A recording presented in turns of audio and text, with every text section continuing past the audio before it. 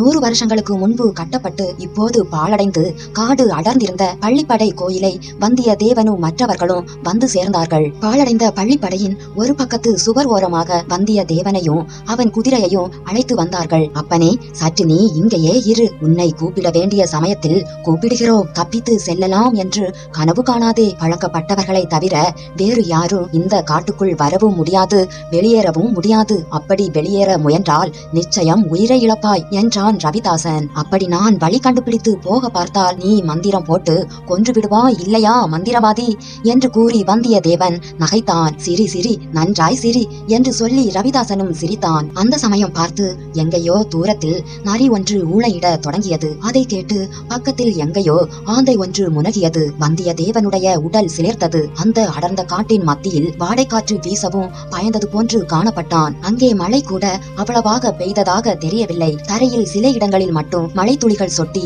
ஈரமா இருந்தது. காற்று இல்லாதபடியால் இறுக்கமாக இருந்தது. அங்கே வந்து சேர்வதற்குள் வந்தியத்தேவனுடைய அரை துணி உலர்ந்து போயிருந்தது.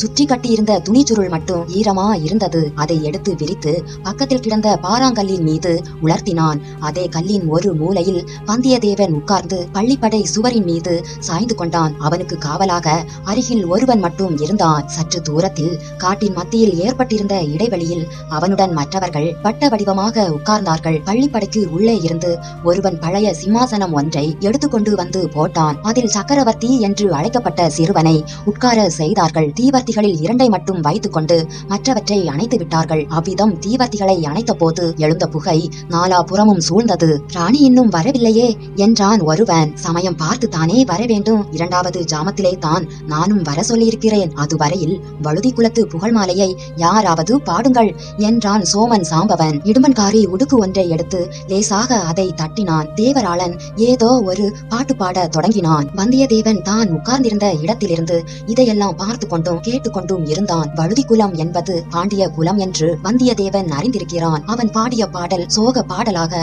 அவன் காதில் கேட்டது. முடுக்கின் நாதமும் சோக பாடலின் இசையும் அவன் உள்ளத்தில் ஒரு நிகழ்ச்சியை உண்டாக்கின. பாடலின் சில வார்த்தைகள் அவன் காதில் விழுந்தன. அவற்றிலிருந்து அந்த இடத்தில் 100 வருஷங்களுக்கு முன்னால் நடந்த மாபெரும் போரை பற்றிய வரலாறு வந்தியத்தேவனுக்கு நினைவுக்கு வந்தது. தேவராளன் பாடிய போரின் வரலாற்றை கேட்டுக்கொண்டே வந்தியத்தேவன் கண்ணயர்ந்தான். அந்த சமயம் தேவராளன் பாண்டியர் படைக்கு முன்னால் பல்லவரும் கங்கரும் தோற்று ஓடியதை பற்றி பாடிக்கொண்டிருந்தான். அதை கேட்டுக்கொண்டிருந்தவர்கள் சிரித்த பயங்கரமான சிரிப்பு சத்தத்தில் வந்தியத்தேவன் திடுக்கிட்டு கண் விழித்தான். உடுக்கு முழக்கம் திடீரென்று நின்றது. தேவராளனும் பாட்டை உடனே நிறுத்தினான். சற்று தூரத்தில் தீவர்த்தி வெளிச்சம் தெரிந்தது. அது நெருங்கி நெருங்கி வந்தது. தீவர்த்தி வெளிச்சத்தை தொடர்ந்து ஒரு பல்லக்கு வந்தது. பல்லக்கை சுமந்து வந்தவர்கள் அதை கீழே இறக்கி வைத்தார்கள். பல்லக்கின் திரைகள் விலகின. உள்ளே இருந்து ஒரு பெண் வெளியில் வந்தாள். அவள் பழுவூர் ராணி நந்தினி தான். ஆனால் முன் தடவைகளில் வந்தியத்தேவன் பார்த்தபோது அவள் சர்வ அலங்கார மோகினியாக விளங்கினாள். இப்போது தலைவிரி கோலமான உக்கிர துர்காதேவியாக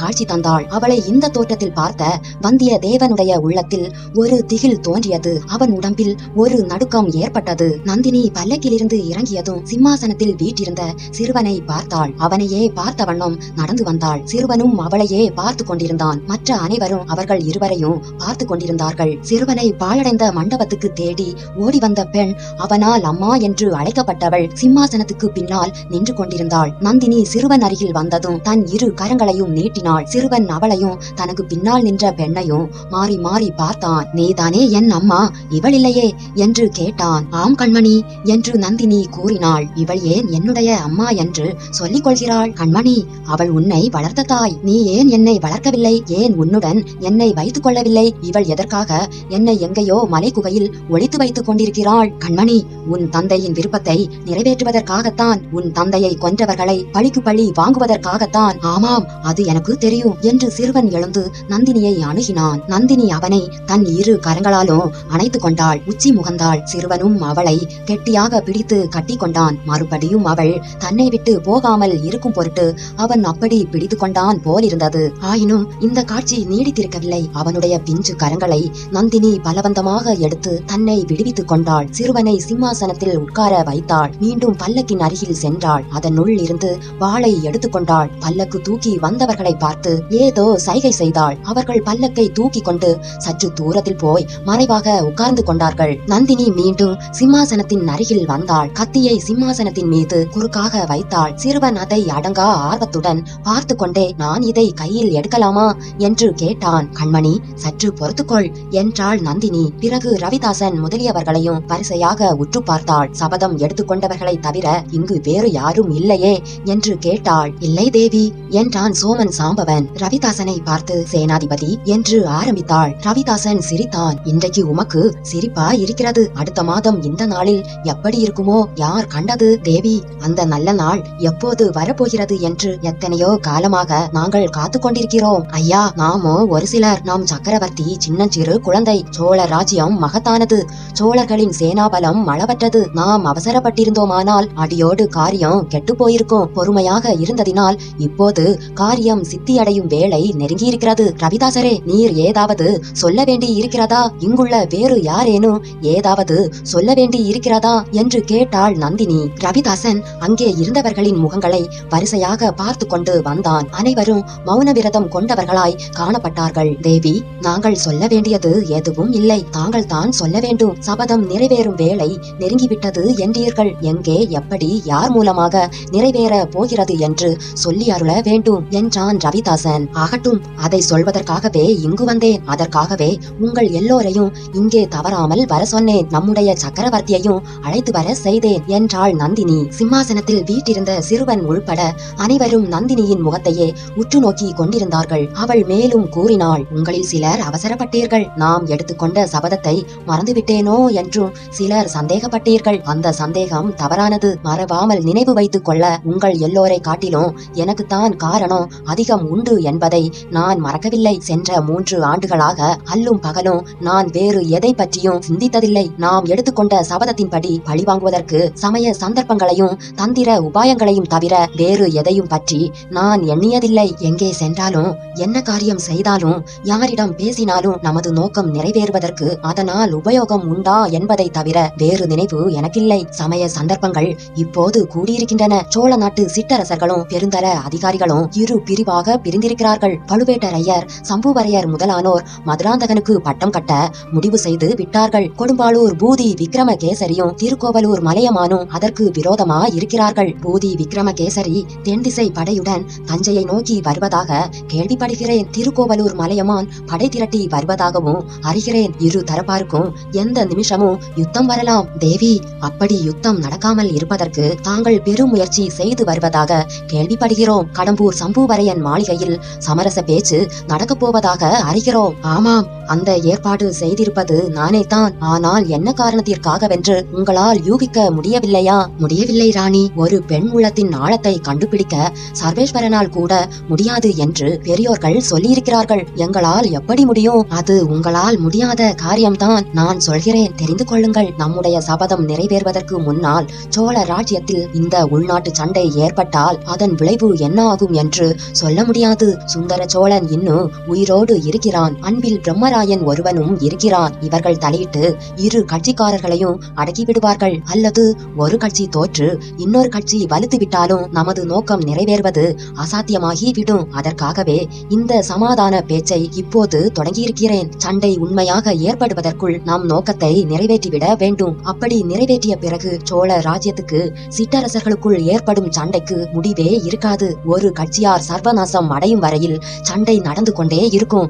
இப்போது தெரிகிறதா சமாதான பேச்சு தொடங்கியதன் காரணம்? இதை கேட்டதும் அங்கே சூழ்ந்து நின்றவர்கள் எல்லோருடைய முகங்களிலும் வியப்புக்கும் உற்சாகத்துக்கும் அறிகுறிகள் காணப்பட்டன. பழுவூர் இளையராணியின் மதிநுட்பத்தை வியந்து அவர்கள் ஒருவருக்கொருவர் மெல்லிய குரலில் பேசிக் கொண்டார்கள். ரவிதாசனுக்கும் ஆச்சரியப்படாமல் இருக்க முடியவில்லை. தேவி, தங்களுடைய அபூர்வமான முன் யோசனை திறனை வியக்கிறோம். சமாதான பேச்சின் கருத்தை அறிந்து கொண்டோம். ஆனால் சபதம் நிறைவேறும் நாள் நெருங்கிவிட்டது என்கிறீர்கள். அதை நடத்துவது யார், எப்படி, எப்போது என்று கேட்டான் ரவிதாசன். அதற்கும் சேர்த்துத்தான் இந்த யுக்தி செய்திருக்கிறேன். சமாதான பேச்சு என்ற காரணத்தில் நமது முதற் பகைவனை கடம்பூர் சம்புவரையர் மாளிகைக்கு வரும்படி அழைப்பு அனுப்பியிருக்கிறது. அவன் அங்கே கட்டாயம் வந்து சேருவான். நம்முடைய சபதத்தை அங்கே தான் நிறைவேற்றியாக வேண்டும். வீரபாண்டிய சக்கரவர்த்தியின் ஆபத்துதவிகளே, உங்களுடைய பழி தீரும் வேளை நெருங்கிவிட்டது. இன்றைக்கு சனிக்கிழமை அல்லவா? அடுத்த சனிக்கிழமைக்குள் நம்முடைய சபதம் நிறைவேறிவிடும். அங்கே இருந்த 20 பேரும் ஏக காலத்தில் ஆகாகாரம் செய்தார்கள். சிலர் துள்ளி குதி குதித்தார்கள். உடுக்கு வைத்திருந்தவன் உற்சாக மிகுதியினால் அதை 2 தடவை தட்டினான். வந்தியத்தேவனும் நிமிர்ந்து பார்த்தான். நந்தினி தன்னை சுற்றி இருந்தவர்களிடம் ஏதோ பரபரப்பு தரும் விஷயத்தை சொல்லிக் கொண்டிருந்தாள் என்பது மட்டும்தான் தெரிந்தது. அவளுடைய பேச்சு ஒன்றும் வந்தியத்தேவன் காதில் விழவில்லை. ரவிதாசன் மற்றவர்களுடைய உற்சாகத்தை கையமர்த்தி அடக்கினான். தேவி, தங்களுடைய கடைசி வார்த்தை எங்களுக்கு அளவில்லாத குதூகலத்தை அளித்திருக்கிறது. நமது முதற் பகைவனை கொன்று பழிமுடிக்கும் காலம் இவ்வளவு அண்மையில் வந்திருப்பதை எண்ணி கழிக்கிறோம். ஆனால் பழிமுடிக்கும் பாக்கியம் யாருக்கு என்று கேட்டான் ரவிதாசன். அதற்கு நமக்குள் போட்டி ஏற்படுவது இயற்கைதான். அதை யாருக்கும் மனத்தாங்கல் இல்லாத முறையில் முடிவு செய்வதற்காகவே வீரபாண்டியரின் திருக்குமார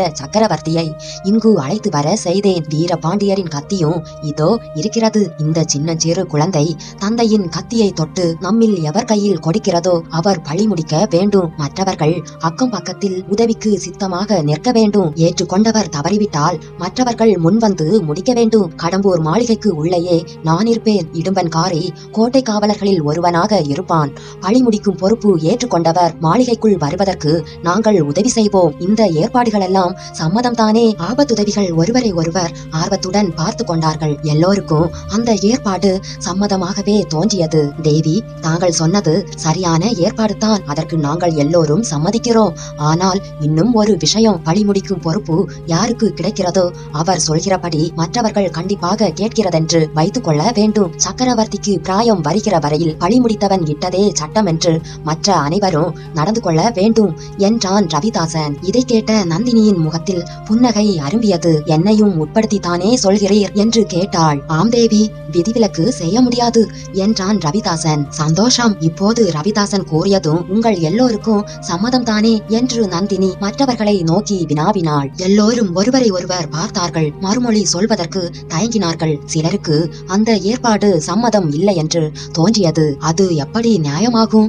நமக்கு எல்லா உதவியும் அளித்து வரும் தேவியை எப்படி பொது விதிக்கு உட்படுத்த முடியும் என்று கேட்டான் சோமன் சாம்பவன். என்னை பற்றி கவலை வேண்டாம். நான் உயிர் வாழ்ந்திருப்பதே வீரபாண்டிய சக்கரவர்த்தியின் கொடூர கொலைக்கு பழி வாங்குவதற்காகத்தான். அந்த பழியை முடித்துக் கொடுக்கிறவர் யாரா இருந்தாலும் அவருக்கு நான் என்றென்றும் அடிமையாக இருக்க சித்தம் என்றாள் நந்தினி. பின்னர் இந்த பேச்சுக்களை எல்லாம் புரிந்தும் புரியாமலும் கேட்டுக்கொண்டிருந்த சிறுவனை நந்தினி தேவி பார்த்து, என் கண்மணி, இந்த வீரவாள் உன் தந்தையினுடையது. இதை உன் பிஞ்சு கையினால் எடுத்து இங்கே உள்ளவர்களில் உனக்கு யாரை அதிகமாய் பிடித்திருக்கிறதோ அவர்களிடம் கொடு. ரவிதாசன் சற்று அருகில் வந்து, சக்கரவர்த்தி, எங்களை எல்லாம் நன்றாய் பாருங்கள். எங்களில் யார் வீரன் என்றும் தைரியசாலி என்றும் தங்களுக்கு தோன்றுகிறதோ அவனிடம் இந்த பாண்டிய குலத்து வீர வாளை தொட்டு கொடுங்கள் என்றான். சிம்மாசனத்தில் வீட்டிருந்த குழந்தை சக்கரவர்த்தி சுற்று முற்றும் பார்த்தார். எல்லோரும் அடங்காத ஆவலுடனும் பரபரப்புடனும் சக்கரவர்த்தியின் முகத்தை பார்த்து கொண்டு இருந்தார்கள். ஒவ்வொருவருடைய கண்களும் என்னிடம் கொடுங்கள்,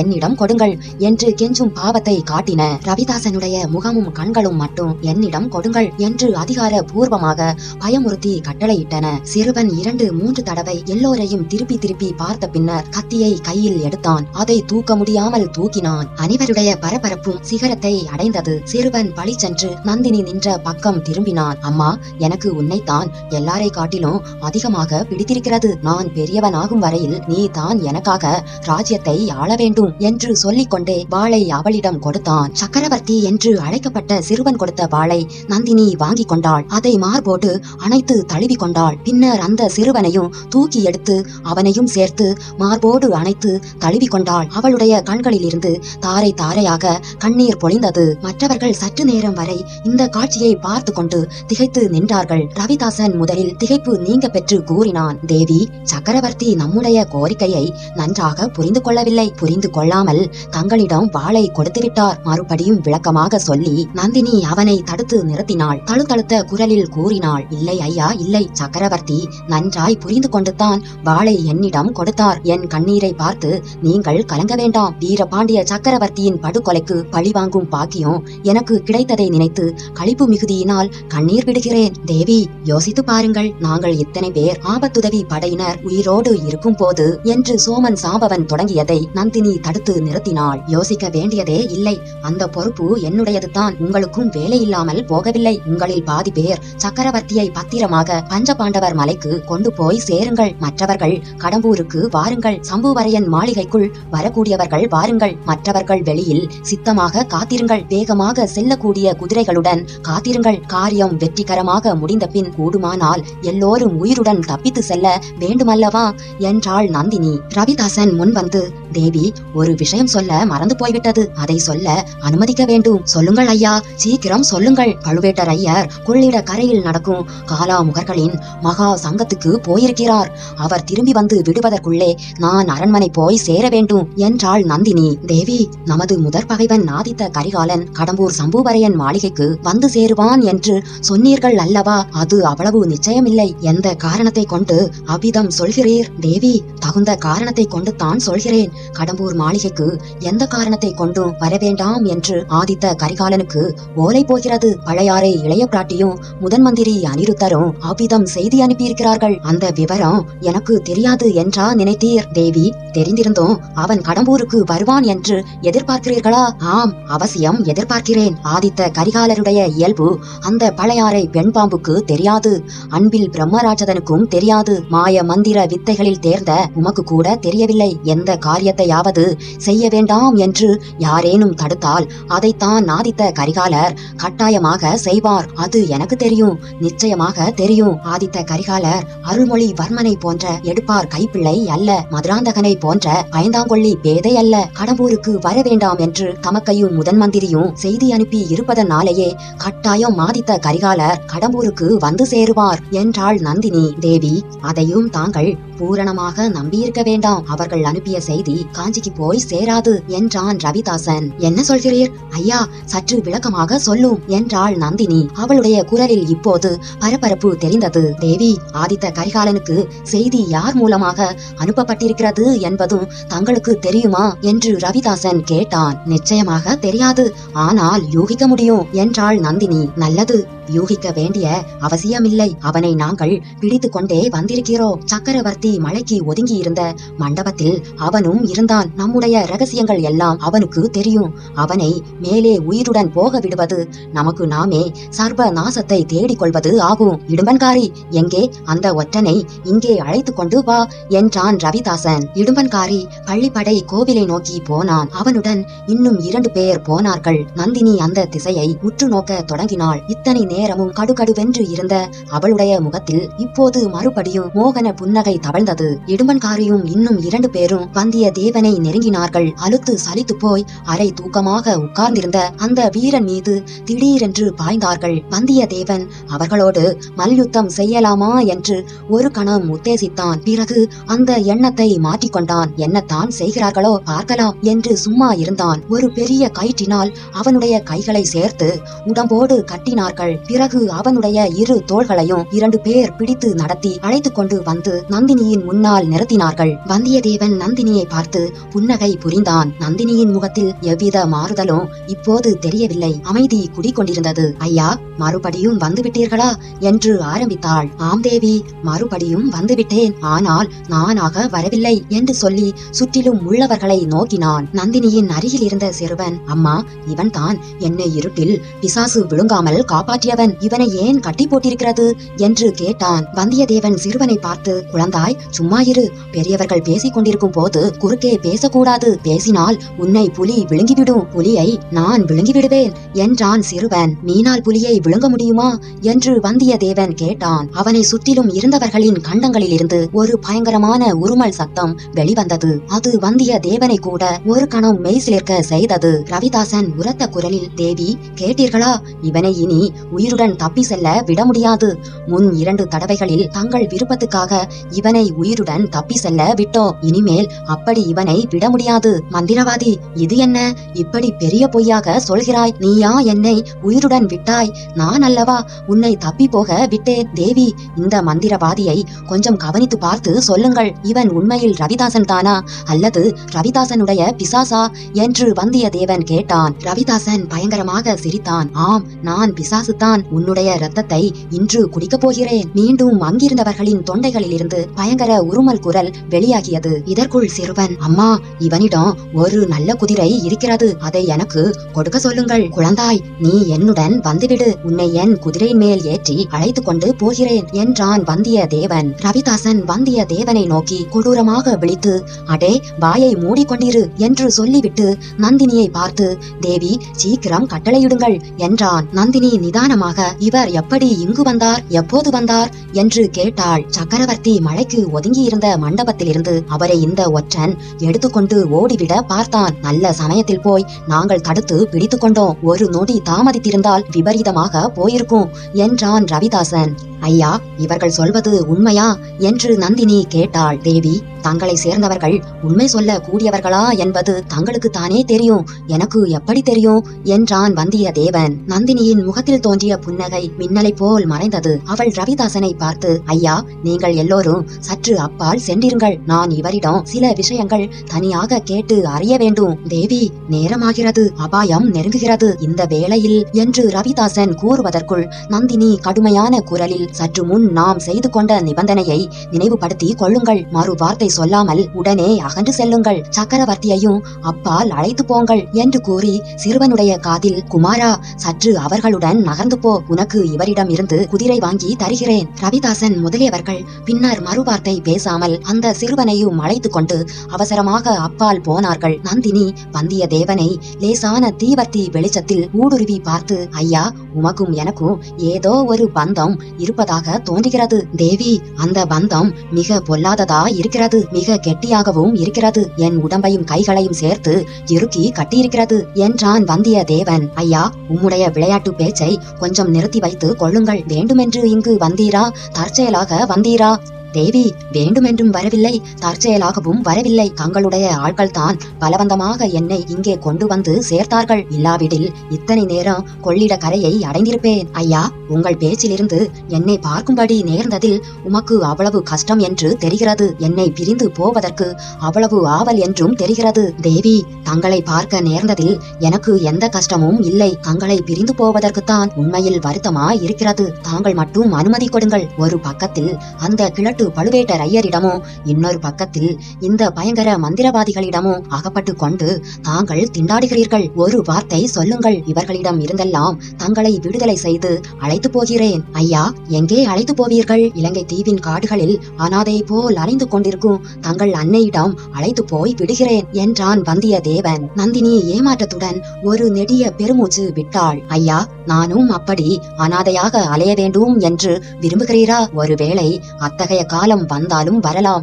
அப்போது அன்னையிடம் அழைத்து போக உம்முடைய உதவியை அவசியம் நாடுவேன். அதற்கு முன்னால் என்னுடைய எண்ணம் நிறைவேற வேண்டும். அது நிறைவேறுவதற்கு உதவி செய்வீரா என்று கேட்டாள். தேவி, தாங்கள் மனதில் கொண்ட எண்ணம் என்னவென்று தெரிந்தால் அதற்கு உதவி செய்வதை பற்றி நான் சொல்ல முடியும் என்றான் வந்தியத்தேவன். ஐயா, உண்மையான பிரியமுள்ளவர்கள் இப்படி சொல்ல மாட்டார்கள். எண்ணம் என்னவென்பதை தெரிந்து கொள்ளாமலே அதை நிறைவேற்றுவதற்கு உதவி செய்ய முன்வருவார்கள். தேவி, பிரியமுள்ளவர்கள் சமயத்தில் எச்சரிக்கை செய்து ஆபத்திலிருந்து காப்பாற்ற முயல்வார்கள். தங்களை இந்த கொடூரக்காரர்கள் ஏதோ சூழ்ச்சி செய்து பெரிய அபாயத்தில் சிக்க வைத்திருக்கிறார்கள். அவர்களுடைய காரியத்துக்கு உங்களை உபயோகப்படுத்திக் கொள்ள போகிறார்கள். ஐயா, நீர் கூறுவது தவறு.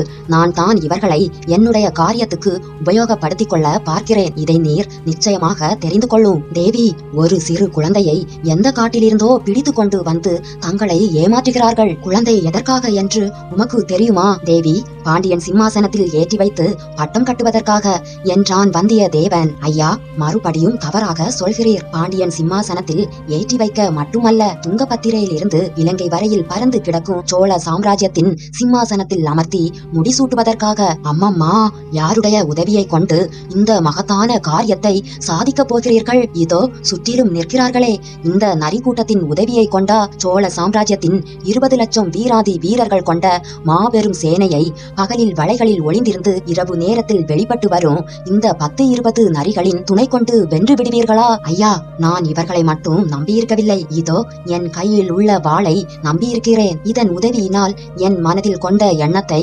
நிறைவேற்றுவேன். தேவி, அந்த வாளை தாங்கள் ஒரு நாளும் உபயோகப்படுத்த போவதில்லை. அதற்கு வேண்டிய பலம் தங்கள் கையிலும் இல்லை, தங்கள் நெஞ்சிலும் இல்லை. ஏன் அப்படி சொல்கிறீர்கள்? ஏதோ என் மனதில் தோன்றியதை கூறினேன் என்றான் வந்தியத்தேவன். நீர் சொல்வது முற்றும் தவறு என்று இந்த இடத்திலேயே என்னால் நிரூபித்து காட்ட முடியும் தேவி. அப்படியானால் நான் பாக்கியசாலித்தான். தங்கள் திருக்கரத்தினால் வெட்டுப்பட்டு சாவதற்கு கொடுத்து வைக்க வேண்டாமா என்று கூறி வந்தியத்தேவன் வெட்டுப்படுவதற்கு ஆயத்தமாவது போல் கழுத்தை வளைத்து தரையை பார்த்து கொண்டு நின்றான். ஐயா, என் திருக்கரத்தினால் வெட்டுப்படுவதற்கு தானா ஆசைப்படுகிறீர்? கிரீடம் சூட்டப்படுவதற்கு விரும்பவில்லையா என்று கேட்டாள் நந்தினி. வந்தியத்தேவன் நிமிர்ந்து பார்த்து தங்கள் வசமுள்ள கிரீடத்தை எத்தனை பேருக்குத்தான் சூட்டுவீர்கள் என்று வினாவினான். அது என்னுடைய இஷ்டம். முடிவாக யாருக்கு சூட்ட வேண்டும் என்று பிரியப்படுகிறேனோ அவருடைய தலையில் சூட்டுவேன் தேவி. அப்படியானால் இந்த சிறு பிள்ளையின் கதி என்ன ஆவது? அவனுக்கு முடி சூட்டுவதும் சூட்டாததும் என் இஷ்டம்தானே தேவி. தங்களுக்கு யாருக்கு இஷ்டமோ அவருக்கு முடி சூட்டுங்கள். எனக்கு வேண்டியதில்லை. ஏன் ஐயா அவ்வாறு சொல்கிறீர்? என்னுடைய தலையிலுள்ள சுருட்டை முடியின் அழகை பற்றி பலரும் சொல்லியிருக்கிறார்கள். கிரீடம் வைத்துக்கொண்டு அந்த அழகை கெடுத்துக் கொள்ள நான் விரும்பவில்லை. உமது வேடிக்கை பேச்சை நீர் விடமாட்டீர். நல்லது ஐயா. பொன்னியின் செல்வன் கடலில் விழுந்து இறந்த செய்தியை கேட்டதும் இளைய பிராட்டி என்ன செய்தாள்? ரொம்ப துக்கப்பட்டாளா என்று நந்தினி திடீரென்று பேச்சை மாற்றி கேட்டாள். வந்தியத்தேவன் சிறிது திகைத்துவிட்டு, பின்னே துக்கமில்லாமல் இருக்குமா? பெண்கள் எல்லோருமே இதயமற்றவர்களாக இருப்பார்களா? அந்த கொடும்பாளூர் பெண் ஓடையில் விழுந்து உயிரை விட பார்த்தாளாமே, அது உண்மையா? அவளை யார் எடுத்து காப்பாற்றினார்கள் என்று கேட்டாள். உடனே வானதிக்கு நேர்ந்த ஆபத்தை குறித்து வந்தியத்தேவனுக்கு ஞாபகம் வந்தது. அவளுடைய கதி என்ன ஆயிற்றோ என்ற நினைவில் மூழ்கி வந்தியத்தேவன் கேள்விக்கு பதில் சொல்லாமல் இருந்தான். நந்தினி குரலை கடுமைப்படுத்திக் கொண்டு, சரி, அதையெல்லாம் பற்றி நீர் ஒன்றும் சொல்ல மாட்டீர். எனக்கு தெரியும். ஆதித்த கரிகாலர் கடம்பூர் மாளிகைக்கு வராதபடி நீர் தடுக்கப் போகிறீரா என்று கேட்டாள். தடுப்பதற்கு முயற்சி செய்வேன் என்றான் வந்தியத்தேவன். உம்மால் அது முடியாது என்று நான் சொல்கிறேன் தேவி. என்னால் முடியும் என்று நானும் சொல்லவில்லை. முயற்சி செய்வேன் என்று தான் சொன்னேன். இளவரசர் ஒன்று செய்ய நினைத்துவிட்டால் அதை மாற்றுவது எளிதன்று. ஐயா, ஆதித்த கரிகாலரின் இயல்பை நீர் நன்றாய் அறிந்து கொண்டிருக்கிறீர் தேவி. என்னை விட அதிகமாக தாங்கள் அறிந்திருக்கிறீர்கள். நல்லது. நான் எவ்வளவு தான் சொன்னாலும் நீர் என் கட்சியில் சேரமாட்டீர். என் எதிரியின் கட்சியில் தான் இருப்பீர். அப்படித்தானே தேவி? தங்கள் எதிரி யார்? என் எதிரி பழையாறை இளவரசி தான். வேறு யாராக இருக்க முடியும் தேவி? அது தங்கள் மனோ கற்பனை. தங்களுக்கு ஓர் உண்மையை, முக்கியமான உண்மையை தெரிவிக்க விரும்புகிறேன். போதும் போதும். நீர் உண்மை என்று சொல்ல ஆரம்பித்தால் அது வடிகட்டின கோட்டை பொய்யா இருக்கும் என்று எனக்கு தெரியாதா? உமது உண்மையை நீரே வைத்துக் கொள்ளும் என்று நந்தினி கோபத்துடன் கூறிவிட்டு கையை தட்டினாள். ரவிதாசன் முதலியவர்கள் உடனே நெருங்கி வர ஆரம்பித்தார்கள். வந்தியத்தேவன் தனக்கு கிடைத்த சந்தர்ப்பத்தை தான் சரியாக உபயோகப்படுத்தி கொள்ளவில்லை என்பதை உணர்ந்தான். இந்த ராட்சசி என்னை கொன்றுவிடும் படித்தான் இவர்களுக்கு கட்டளையிட போகிறாள். கடவுளே, எத்தகைய சாவு! போர்க்களத்தில் எதிரிகளுடன் போராடி வீரமரணம் அடையக்கூடாதா? இப்படியா என் தலையில் எழுதியிருந்தது? ரவிதாசன் கோஷ்டியார் அருகில் வந்து சூழ்ந்து கொண்டார்கள். இரையை நெருங்கிய ஓநாய் கூட்டம் உருமுவது போல் அவர்கள் உருமி கொண்டிருந்தார்கள். ராணி, தாங்கள் என்னத்தான் சொன்னாலும் இவன் வழிக்கு வரமாட்டான் என்று எனக்கு தெரியும். தாங்கள் உடனே புறப்படுங்கள். இவனை நாங்கள் இந்த புண்ணிய ஸ்தலத்தில் பலி கொடுத்து விட்டு கிளம்புகிறோம் என்றான் ரவிதாசன். மந்திரவாதி, ஜாக்கிரதை. என்னுடைய விருப்பம் அதுவன்று. இவரை உங்களில் யாரும் எதுவும் செய்யக்கூடாது. இவரை எவனாவது தொட்டால் அவனை நானே இந்த கத்தியினால் வெட்டி கொன்று பழி வாங்குவேன் என்று நந்தினி கர்ஜித்தாள். ரவிதாசன் முதலியோர் திகைத்து நின்றார்கள். இவரால் எனக்கு இன்னும் பல காரியம் ஆக வேண்டி இருக்கிறது தெரிகிறதா? நான் இதோ புறப்படுகிறேன். நீங்களும் புறப்படுங்கள். இவர் அவருக்கு விருப்பமான வழியில் போகட்டும். யாரும் இவரை தடை செய்ய வேண்டாம் என்றாள் நந்தினி. தேவி, ஒரு விண்ணப்பம். தங்கள் சித்தப்படி செய்ய காத்திருக்கிறோம். ஆனால் இவனிடம் குதிரை இருக்கிறது. இவனை முதலில் போக விடுவது நல்லதா? கொஞ்சம் யோசித்து சொல்லுங்கள் என்றான் ரவிதாசன். நல்ல கேள்வி கேட்டீர். இவரை அந்த பள்ளிப்படை கோவில் தூணுடன் சேர்த்து கட்டிவிடுங்கள். கட்டை அவிழ்த்து கொண்டு புறப்பட இவருக்கு சிறிது நேரம் ஆகும். அதற்குள் இந்த பள்ளிப்படை காட்டை நீங்கள் தாண்டி போய் விடலாம் என்றாள் நந்தினி. வந்தியத்தேவன் பள்ளிப்படை தூணுடன் சேர்த்து கட்டப்பட்டிருந்தான். சற்று தூரத்தில் அவன் குதிரை ஒரு மரத்தில் கட்டப்பட்டிருந்தது. நந்தினி பல்லக்கில் ஏறிக்கொண்டு போய்விட்டாள். சிம்மாசனத்தை 2 ஆட்கள் தூக்கி சென்றார்கள். ரவிதாசன் கோஷ்டியார் சிறுவனை அழைத்துக் கொண்டு விரைந்து போய்விட்டார்கள். அவர்களுடன் சென்ற தீவர்த்தியின் வெளிச்சமும் சிறிது சிறிதாக மங்கி மறைந்து விட்டது. வந்தியத்தேவனை சுற்றிலும் காரிருள் சூழ்ந்தது. சிறிது நேரத்துக்கு முன்னால் அங்கு பார்த்த காட்சிகள், நடந்த நிகழ்ச்சிகள் எல்லாம் கனவோ என்று தோன்றியது. இருட்டில் ராட்சத வௌவால்கள் சடபடவென்று தங்கள் அகன்ற சிறகுகளை அடித்துக் கொண்டன.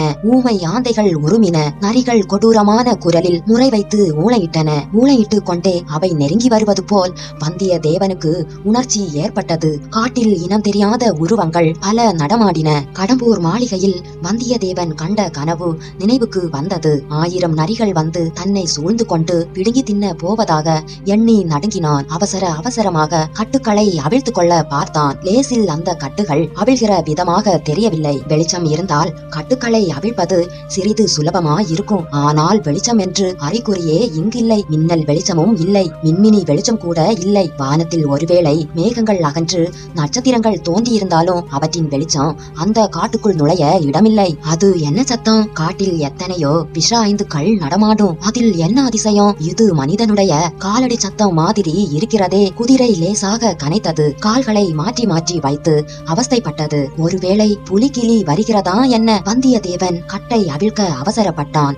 பயனில்லை. அதோ ஒரு உருவம். அந்த காரிருளில் கரிய நிழல் போன்ற உருவம். மனித உருவமா அல்லது வேறு என்னவா இருக்க முடியும்? அது நெருங்கி நெருங்கி வந்தது. வந்தியத்தேவன் தன்னுடைய மனோதைரியம் முழுவதையும் சேகரித்து கொண்டான். தன்னுடைய தேகத்தின் பலம் முழுவதையும் காலில் சேர்த்து கொண்டான். ஓங்கி ஒரு உதைவிட்டான். வீல் என்ற சத்தமிட்டு கொண்டு அந்த உருவம் பின்னால் தாவி சென்றது. சிறிது தூரம் பின்னால் சென்றதும் டனார் என்று ஒரு சத்தம். பள்ளிப்படை சுவரில் அது மோதிக்கொண்டது போலிருந்தது. பின்னர் அங்கேயே அந்த உருவம் சிறிது நேரம் நின்றது. பள்ளிப்படை சுவரில் சாய்ந்து கொண்டு நிற்பதாக தோன்றியது. இருட்டில் விவரம் தெரியாவிட்டாலும் அந்த உருவம் தன்னையே உற்று பார்த்து கொண்டிருப்பது போல் வந்தியத்தேவனுக்கு உணர்ச்சி ஏற்பட்டது. கட்டுக்களை அவிழ்த்துக் கொள்வதற்கு மேலும் அவசரமாக வந்தியத்தேவன் முயன்றான். அந்த மந்திரவாதி பிசாசுகள் இவ்வளவு பலமாக முடிச்சுக்களை போட்டுவிட்டன. அந்த உருவம் இடம் விட்டு பெயர்ந்தது. பள்ளிப்படைக்குள்ளே போவது போல் தோன்றியது. சிறிது நேரத்துக்கெல்லாம் பள்ளிப்படை கோவிலுக்குள் கூழாங்கற்கள் மோதுவது போன்ற டன் என்ற சத்தம் சில முறை கேட்டது. கோவில் வாசலில் வெளிச்சம் தென்பட்டது.